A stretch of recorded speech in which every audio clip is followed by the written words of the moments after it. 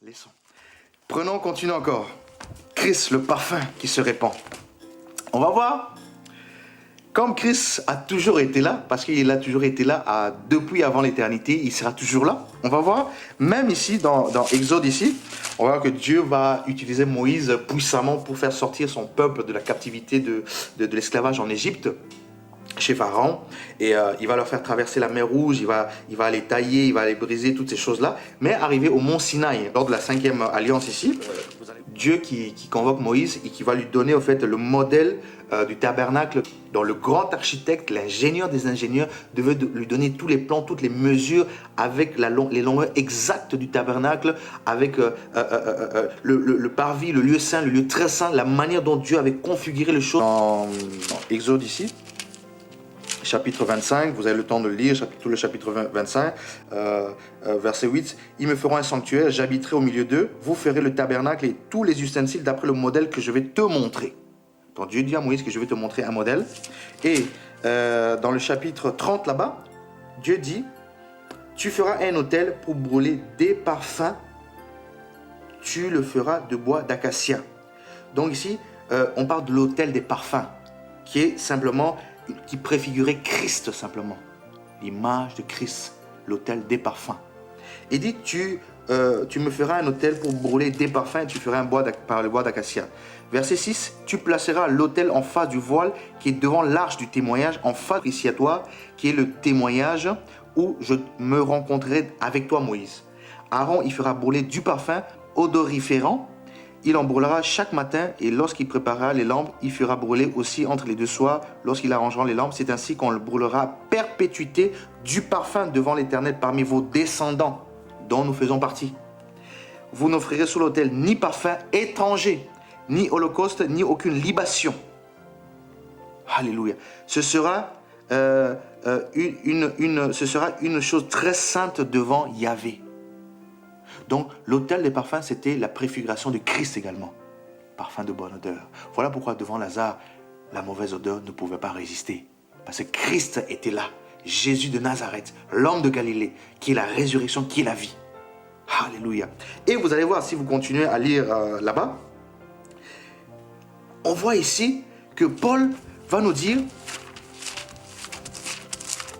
dans 2 Corinthiens là-bas, que nous avons pris au départ, 2 Corinthiens chapitre 2, notre passage de base, 2 Corinthiens chapitre 2, 2 Corinthiens chapitre 2, parce que la Bible dit qu'au commencement était la parole était avec Dieu, ils n'ont pas accepté la parole, donc ils ont renié la parole dans Jean chapitre 1er, à partir du verset 1, du verset 12, il dit, mais à tous ceux qui l'ont reçu, parce que d'autres n'avaient renié, avaient repoussé, n'avaient pas accepté la parole, mais il dit, mais à tous ceux qui l'ont reçu dans le verset 12, à ceux qui croient en son nom, elle, la parole, la vie, la lumière du monde, a donné le pouvoir à chacun d'entre nous de devenir enfants de Dieu, lesquels sont nés non du sang ni de la chair, mais de Dieu. Alléluia. Donc on devient enfant de Dieu quand on reçoit la parole de Dieu dans nos cœurs. Quand on reçoit Jésus-Christ dans nos cœurs, on reçoit la parole de Dieu, on devient enfant de Dieu. Parce que tous sont des créatures, mais on devient enfant de Dieu en acceptant. Et lorsqu'on reçoit le Seigneur, c'est pour ça que Paul dit, nous sommes en effet pour Dieu le parfum du Christ. Parmi ceux qui sont sauvés et parmi ceux qui périssent, aux uns une odeur de mort, donnant la mort, aux autres une odeur de vie, donnant la vie. Bien-aimé, toi qui as accepté le Seigneur, quel parfum dégages-tu? Tu sais, tu peux acheter tous les parfums de grandes marques que tu connais, que tu aimes, avec toutes les essences, tous les arômes possibles que tu connais dans le monde, toutes les créations qu'on peut nous sortir. Ça peut donner une bonne apparence, tu peux passer à côté des gens, ça sent bon. Mais le parfum de Christ, si tu l'as pas, c'est que tu as le parfum de mort. Mais c'est pas ce que Christ veut. Christ veut que nous dégagions, comme l'enseignement qu'on a donné, le partage sur le sel de la terre, que nous puissions donner une saveur, un goût. Et ici, Christ veut aussi que nous soyons des parfums de bonne odeur. Qu'est-ce que nous dégageons quand nous sommes dans le monde? Quand tu dégages un parfum de bonne odeur, tu seras comme dans Acte 11, où ceux qu'on appelle les païens, parce que ils n'ont pas encore reçu le Seigneur, pas parce qu'on les aime pas, ou bien parce que le Seigneur les aime pas, parce que le Seigneur aime tout le monde. Dans Acte 11, là-bas, on va voir que certains ont vu les disciples, parce qu'au début, on les appelait les disciples. Ils voient les disciples de Christ. Et puis, comme ils savent que ces hommes ont marché avec le Seigneur Jésus-Christ, ils disent, mais les disciples là, qu'on voit là, on va prendre Acte 11, parce que moi j'aime la parole, j'aime qu'on aille en profondeur dans la parole de Dieu. Dans Acte 11 là-bas, la Bible dit, après qu'il y ait la persécution et les chrétiens dispersés après la mort d'Étienne, parce que Dieu volontairement a dispersé ces chrétiens par rapport à la mort d'Étienne, parce qu'ils restaient tout le temps ensemble, alors que Dieu avait déjà donné cette recommandation dans Matthieu 28 là-bas d'aller faire de toutes les nations des disciples. Mais eux, ils n'avaient pas compris, ils restaient tout le temps ensemble. Alors Dieu va permettre cela pour les disperser. Verset 21. La main du Seigneur était avec eux et un grand nombre de personnes crurent et se convertirent au Seigneur. Le bruit en parvint aux oreilles des membres de l'église de Jérusalem et ils envoyèrent Barnabas jusqu'à Antioche. Lorsqu'il fut arrivé et qu'il eut vu la grâce de Dieu, il s'en réjouit et il les exhorta tous à rester d'un cœur ferme attaché au Seigneur. Barnabas se rendit ensuite à Tarse pour chercher Saul. Et l'ayant trouvé, il l'amena à Antioche. Pendant toute une année, il se réunit aux assemblées de l'église et il enseignait beaucoup de personnes. Ce fut à Antioche que pour la première fois, les disciples furent appelés chrétiens. C'est pour la première fois à Antioche, dans Acte 11, que les disciples furent appelés chrétiens. Parce que le monde autour d'eux voyait en eux les fruits, le parfum de Christ qui se manifestait en eux. Alors, je partage cela pour nous interpeller, pour nous conscientiser, à ce que nous sachions garder, pour ceux qui ont déjà le parfum de Christ, garder le parfum de Christ afin de ne pas le solder par des mauvaises attitudes, des mauvais comportements, des choses qui n'honorent pas Dieu. Parce que si on a le parfum de Christ, on apportera la vie, quand bien même la mort sera là, parce qu'on aurait en nous celui qui est la résurrection et la vie. Mais si on on ne veille pas, on va apporter la mort à cause des œuvres charnelles, les œuvres ténébreuses. Parce que Satan rôde comme un lion rugissant, cherchant qui le dévorer. Il travaille à plein temps. Il n'a pas peur, il n'a pas pitié de nous. C'est pour ça que nous devons être attachés au Seigneur, ce parfum qui se répand partout. Et si tu t'accroches à lui, si tu restes connecté à lui, c'est là où tu pourras répandre ce parfum de bonne odeur.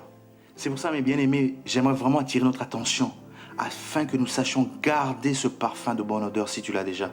Parce que si tu ne l'as pas, tu vas porter la mort partout où tu passeras. Par rapport à tes comportements, par rapport à tes attitudes, par rapport à ta manière de vivre, qui ne vont pas honorer, qui ne vont pas calquer par rapport à la parole de Dieu. Et c'est là où tu vas porter la mort. Mais si tu aimes le Seigneur, tu t'accroches à lui, lui qui est le parfum qui se répand, il va répandre tout ça sur toi, le parfum de bonne odeur. Alléluia. On va terminer par ce passage. Éphésiens chapitre 5. La Bible nous dit ici, verset 1er, « Devenez donc des imitateurs de Dieu comme des enfants bien-aimés. Marchez dans l'amour à l'exemple de Christ qui nous a aimés et qui s'est livré lui-même à Dieu pour nous comme une offrande et un sacrifice de bonne odeur. » Qui s'est livré lui-même pour nous à Dieu comme un sacrifice de bonne odeur. Que la débauche, ni aucune impureté, ni la cupidité ne soient même nommées parmi vous, ainsi qu'il convient à des saints. Qu'on n'entende ni paroles grossières, ni propos insensés ou équivoques, choses qui sont contraires à la bienséance, qu'on entende plutôt des actions de grâce. Car sachez-le bien-aimé, sachez-le bien, aucun débauché ou impur ou cupide, c'est-à-dire idolâtre, n'a d'héritage dans le royaume de Christ et de Dieu. Que personne ne vous séduise par de vains discours, car c'est à cause de ces choses que la colère de Dieu vient sur les fils de la rébellion. Vous voyez ça? Christ s'est offert lui-même comme une offrande et un sacrifice de bonne odeur. Si Christ n'avait pas une bonne odeur, il n'aurait pas été agréé. Christ est homme, parce qu'il s'est donné lui-même en rançon. Christ est homme, parce que 1 Timothée 2 là-bas nous dit que nous avons un seul Dieu, un seul médiateur. Jésus-Christ est homme qui s'est donné lui-même en rançon. Il s'est donné lui-même, parce que la parole s'est faite chair, la parole est venue parmi les hommes. Frayer un chemin, une route nouvelle. Et Paul dit que la débauche, ni aucune impureté, ni la cupidité. Oh, la débauche a tant de manières, l'impureté a tant de manières. Tu vis par exemple, tu couches avec les filles, tu n'es pas marié. Tu couches avec des garçons, tu n'es pas marié. Tu es marié, tu couches à l'extérieur, tu souilles le lit conjugal. Tu es une femme mariée, tu couches, tu as un amant à l'extérieur, tu es homme, tu as une maîtresse à l'extérieur. C'est de la débauche. Si tu fais ça, tu dois te repentir, tu dois demander pardon et changer. Crier à Dieu. Tu es jeune aujourd'hui, les médias, la société actuelle nous polluent, nous donnent des faux modèles, des acteurs, des chants, des musiciens à la télévision américains, européens ou africains, peu importe, avec des danses impures, des danses qui mettent, excusez-moi du terme, le sexe en avant, les postures bizarres, mauvaises, et on boit ça, on se nourrit de ça, même dans nos pensées. C'est très mauvais. Donc, il dit que ces choses, la débauche, ni aucune impureté. Tu ne te rends pas compte que tu fumer, c'est bien marqué sur le paquet de cigarettes. Fumer, c'est tuer. Mais tu continues à détruire ton corps, tes poumons. Et encore, à bien forte raison, tu détruis le temple du Saint-Esprit et tu es enfant de Dieu. Ce n'est pas normal. Tu tues ton corps avec l'excès. L'excès dans tout. Tu peux avoir une maladie et tu tues le temple du Saint-Esprit qui est un Dieu saint qui t'a racheté de la mort, de la malédiction, de la condamnation. C'est impur. Tu as des pensées tout le temps impures. Tu es devant Internet, tu es devant ton smartphone, tu es tout le temps sur des sites pornographiques, des sites érotiques, des sites sexuels, des magazines bizarres et tout ça. Tu te caches parce que maintenant, même pour les jeunes, les parents ne savent pas rentrer dans la chambre tout le temps pour vérifier. Avec ton smartphone, avec Internet, maintenant, comme c'est la mondialisation, mais nous avons Internet à gogo, nous avons Internet partout, everywhere. Donc, c'est accès à tout le monde. Et tu te nourris des choses qui souillent ton esprit et ton âme. Et l'impureté rentre comme ça.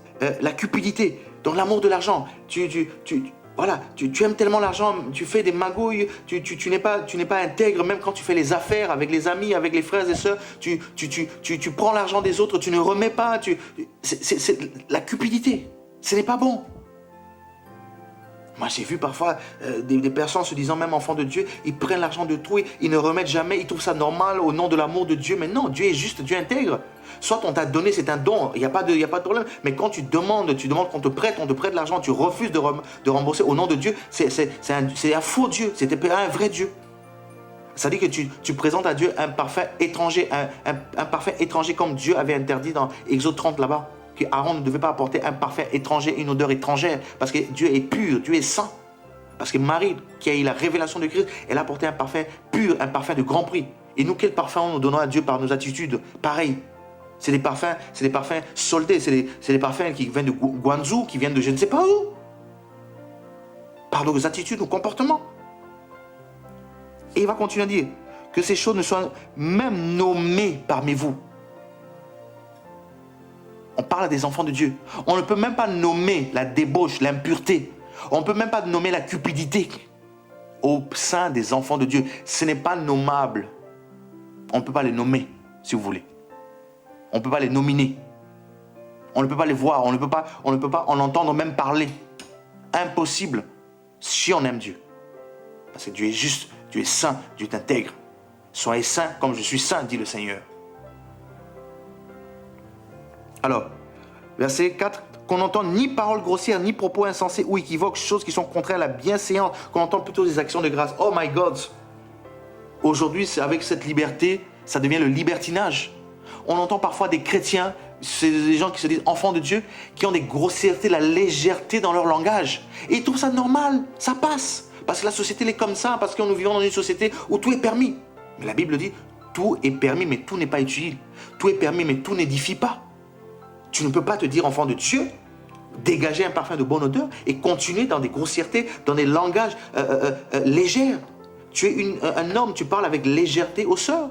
Tu es un homme, un frère, tu parles avec des blagues légères aux sœurs. Tu es une sœur, quand tu parles avec des jeunes frères ou avec des frères, il y a toujours des légèretés. Tu ramènes le monde dans le corps du Seigneur, dans le Christ. J'ai vu des assemblées aller ici, là, mais je vous assure, tu entends certaines personnes, quelle légèreté dans le langage. Et ils trouvent ça normal, et ça blague, ça rigole, c'est normal. Culturel. Paul dit que ces choses ne soient même pas nommées parmi vous. Un frère frère, tu pars à une seule, c'est même pas ta femme, tu la tapes sous son épaule, tu la caresses gentiment pour voir comment elle va. Donc tu testes déjà, en fait, tu essaies de tester, tu passes ta main sous son épaule déjà pour tester sa réaction, si elle est ferme, si elle va te repousser ou pas. Parce que derrière déjà, tes pensées sont déjà impures, mon frère. Ma soeur, quand tu parles avec un frère parce que tu veux du soutien, tu veux un service, tu veux de l'aide avec sa voiture, ou tu veux qu'il te prête quelque chose, tout ça, ce sourire mécanique politicien dans l'église, comment est-ce qu'on peut se dire chrétien et se comporter comme ça? Quel parfum donnons-nous à Dieu? Est-ce que c'est un parfum pur, comme Marie a pu présenter pour oindre les pieds de Jésus? Revenons, Seigneur, arrêtons ces choses. Arrêtons la duplicité. Oui, on a le Créateur qui nous a créés, qui a mis en nous cette semence de la créativité, mais cette créativité qui ne vienne pas impure, qui ne vienne pas polluer, mais que cette créativité serve pour glorifier Dieu, pour honorer Dieu. Parce que Paul va dire ici, des paroles grossières, des propos insensés, des propos qui n'ont pas de sens. Tu entends parfois certaines personnes parler, mais tu te dis, mais attends. Parce que vous savez, quand l'éducation, on n'a pas eu l'éducation, parfois par rapport à notre parcours, parce que ce n'est pas notre faute et tout ça, si la parole de Dieu ne nous rattrape pas, c'est fini pour nous. On n'a que la parole qui a été inspirée de Dieu, qui est utile pour enseigner, pour corriger, pour convaincre, afin d'amener l'homme ou la femme de Dieu dans la justice de Dieu. Si la parole ne nous fait plus d'effet, je veux dire, il y a un problème. Il faut alors crier à Dieu, il faut aller se mettre à genoux, crier à Dieu, Père, aide-moi, je n'arrive pas, je ne comprends pas. Ou bien demandant la prière pour une délivrance. Ce n'est pas normal. Je vous assure, ce n'est pas normal. Quel parfum donnons-nous? Parce que Christ s'est offert comme un sacrifice de bonne odeur. Et nous, qui sommes des imitateurs, comme Paul dit, nous devons imiter Christ. Parce que c'est bien beau de dire Christ en moi, la victoire, Christ en moi, c'est ça, je suis plus que vainqueur, je suis la tête et non la queue. Mais si on a des comportements comme ça, tous ces langages-là ne servent à rien, c'est caduc. Ce ne sont que des récitations, des fables. Ça ne sert à rien du tout. Et ce n'est pas ce que le Seigneur veut. Le Seigneur veut le meilleur pour nous. Parce qu'il nous veut auprès de lui. Rappelez-vous, il veut nous avoir avec lui pour les noces de l'agneau. Il veut passer l'éternité avec nous. Nous ne laissons pas séduire par l'éducation que nous avons reçue dans le monde et toutes ces choses-là. Non. Soyons régénérés, que notre intelligence soit renouvelée par l'aide de son esprit. Mais il faut que tu le désires, il faut que tu le veuilles. Les choses qui sont contraires à la bienséance, qu'on entend plutôt des actions de grâce. C'est ça. Logiquement, quand on est entre un enfant de Dieu, qui aimons le Seigneur, il faut plutôt rendre grâce au Seigneur. Il faut avoir plutôt des paroles bienséantes. Il faut avoir des paroles qui glorifient Dieu, des paroles qui rendent grâce. Oui, on peut parler du travail, on peut parler de nos activités respectives et toutes ces choses-là. Il n'y a pas de problème. Mais nos propos, il faut veiller à notre langue. Il faut apporter la saveur. Il faut dégager un parfum. Il faut manifester les fruits de l'esprit. Parce que je vous ai dit l'autre jour, et vous le savez, Satan connaît très bien la Bible. Il connaît tous les versets. Ce n'est pas le fait de citer des versets ou prêcher la parole de Dieu qui fait de nous que nous sommes des enfants de Dieu. Non. Parce que ce n'est pas les dons spirituels qui vont nous amener au ciel. Non. Ce sont les fruits de l'esprit. Les dons, c'est immérité. Ce sont des dons, c'est des gifts, c'est des cadeaux. Dieu nous donne des capacités pour pouvoir exercer le service pour un temps limité par rapport à notre passage sur la terre. Ce sont des dons immérités, tu n'as pas mérité, boum, c'est descendu sur toi comme ça. Parce qu'un Corinthiens 12 nous dit qu'il le donne à chacun comme il le veut, sans demander à chacun de nous. Il le donne à chacun de nous comme il le veut. 1 Corinthiens chapitre 12, là-bas, verset 11. Des dons spirituels. Donc c'est pas ça qui va nous glorifier, nous monter la tête. Parce que maintenant, parfois on oublie, on plane, c'est excès, on plane. Revenons parfois sur terre, à la bienséance. C'est dangereux, vous ne vous rendez pas compte. La loi morale a toujours existé, depuis avant les tablettes, pendant les tablettes et après les tablettes. La moralité de Dieu a toujours été là. Dieu a demandé le sang de Caïn, Dieu a demandé le sang de son peuple au travers à Noé. Avant les 2 tablettes dans Exode 20. La moralité de Dieu, la loi morale a toujours été là. C'est la loi cérémonielle qui a été abolie. Mais Dieu est venu accomplir la loi morale. Parce que dans les 10 commandements, il y avait 10, mais quand il a résumé les 10 commandements en 2, tu aimeras ton Dieu de toute ta force, de ton âme, de toute ta pensée, et tu aimeras ton prochain comme toi-même. Ce sont des choses qui ont été reprises dans les 10 commandements, la moralité de Dieu.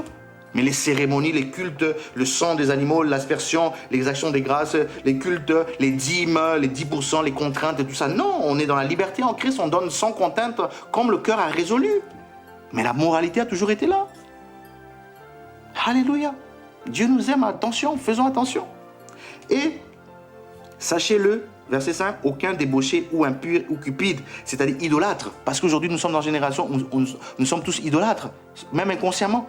La société nous forme déjà, nous déforme tellement avec tous ces moyens technologiques, avec tout ce qu'on a autour de nous, mais on devient idolâtre de nous-mêmes, on devient idolâtre des voitures, on devient idolâtre de nos femmes, de nos maris, on devient idolâtre de tout ce qui est autour de nous, de notre travail. Parce que si tu perds ça, tu n'as plus la paix, tu es bouleversé. C'est quelque part, il y avait une sorte d'idolâtrie derrière. Il faut apprécier ce que Dieu nous donne, adorer Dieu d'abord. Le reste, on peut apprécier ce que Dieu nous donne. On peut aimer. Mais l'adoration, aujourd'hui, l'adoration ne revient qu'à Dieu. On ne peut qu'adorer que Dieu seul. Tu idolâtres ton pasteur, tu idolâtres ta pastoresse, tu idolâtres tout ce qui est autour de toi. Ce n'est pas bien. Si tu idolâtres toi-même, tu te regardes devant les miroirs, tu te diras tellement beau, tellement belle, tu te rends pas compte que l'orgueil peut rentrer dans ta pensée, comme dans Ézéchiel 28 ou Ésaïe 14, où Satan, il a chuté à cause de l'orgueil qui est rentré en lui, tellement il se trouvait beau parce qu'il était beau, il était bien créé, Dieu l'avait bien créé. Faisons attention. Ce n'est pas aujourd'hui nos smartphones, nos GSM qu'on a tombé dans le piège. Faisons attention, elles sont équilibrées, soient stables. Parce que quand on est posé sur le fondement, quand on est posé sur le rocher, on devient stable. Même si on était déséquilibré, Dieu nous rend stable. On sait mesurer les choses. C'est-à-dire, idolâtre n'a d'héritage dans le royaume de Christ et de Dieu, que personne ne vous séduise par de vains discours, car c'est à cause de ces choses que la colère de Dieu vient sur le fils de la rébellion. Vous voyez, Dieu ne veut pas ça. Dieu ne veut pas nous exterminer, Dieu ne veut pas nous, Dieu veut nous sauver. Mais nous avons cette liberté. Tout nous appartient. Le bien et le mal est devant nous. Le chemin de la vie, le chemin qui mène à la mort. Le parfum de bonne odeur qui donne la vie, le parfum de mort qui donne la mort. Nous avons la liberté de choisir ce que nous voulons et ce que nous voulons développer. En tout cas, que le Seigneur soit béni, le Seigneur soit glorifié, compte tenu du temps. Et nous avons parlé du sel, maintenant du parfum. Gardons ce parfum de bonne odeur, parce que c'est Christ qui est le parfum qui se répand. Et si tu as reçu ce parfum, garde-le comme un trésor. Ne laisse pas l'impureté rentrer dans ce parfum. Garde-le comme un trésor. Comme tu gardes ton parfum humain, ton parfum physique, mais le parfum spirituel, Christ. En nous, l'espérance de la vie éternelle. Que Dieu soit béni, que Dieu soit glorifié, et à une prochaine, par sa grâce, s'il le permet. Merci. Au revoir.